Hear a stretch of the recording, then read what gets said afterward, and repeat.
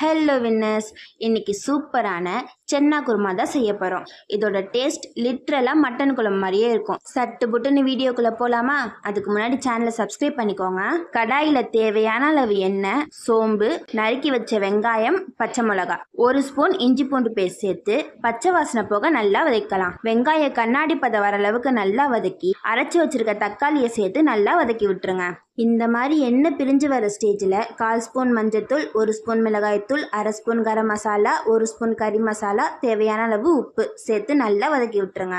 மசாலா நல்லா வதங்கினோன்னே அரை முடி தேங்காவை மைய அரைச்சி சேர்த்துக்கோங்க. கூடவே தேவையான அளவு தண்ணி சேர்த்துக்கோங்க. தண்ணி நல்லா கொதிச்சோன்னே வேக வச்சிருக்க சென்னாவையும் சேர்த்துக்கோங்க. இப்போதான் நம்ம முக்கியமான ஒரு பொருள் சேர்க்க போகிறோம், அதுதான் அரைக்கீரை. இதுதான் இந்த குழம்புக்கு டிஃப்ரெண்ட்டான ஒரு டேஸ்ட் கொடுக்க போகுது. ஒரு கைப்பிடி மட்டும் சேர்த்துக்கோங்க. நல்லா கொதிக்க விட்டு இறக்குனீங்கன்னா சூப்பரான சென்னா குருமா ரெடி. இது எப்படி இருந்ததுன்னு ட்ரை பண்ணி மறக்காம கமெண்ட் பண்ணுங்க. பாய் வின்னர்ஸ்.